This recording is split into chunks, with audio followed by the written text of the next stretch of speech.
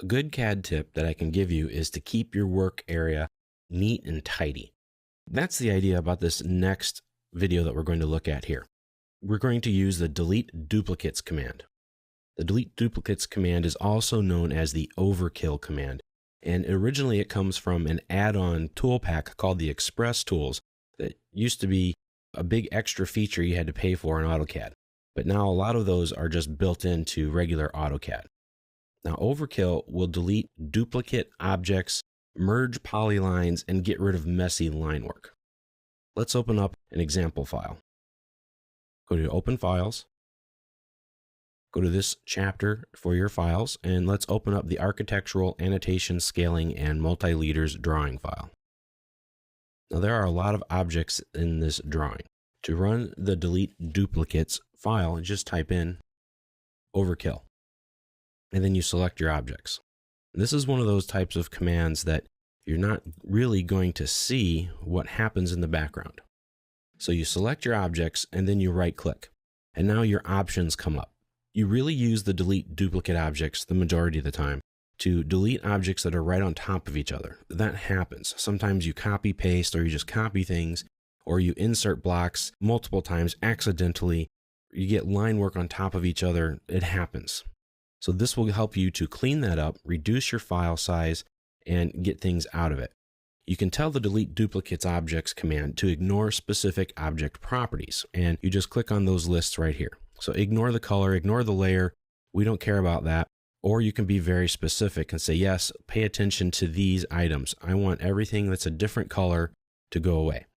Because a lot of times, if you're working, for example, like I do in civil design, we design a roadway. And a lot of times we'll lay out the center line of the road first, and then we'll offset that to create our edge of pavement. And then from the edge of pavement, we need the curb lines. And then a lot of times we'll have to hatch pattern the pavement roadway itself. And so a lot of times doing that can create duplicate lines right on top of each other in different layers.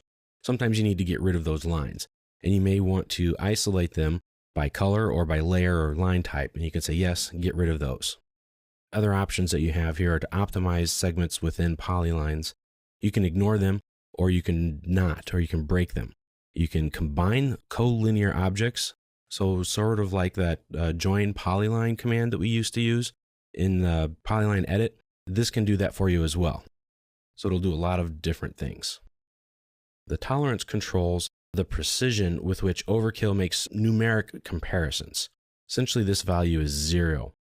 So that means that the two objects being compared must match before overkill modifies or deletes one of them. So for example, if I change this all the way to 0, that means they have to be exactly the same length. If they're exactly the same length, all right, get rid of one of them. Or you can put in a tolerance. You can say, if they're 1/10 of a unit in size and difference, that's okay. That's enough to get rid of one of them.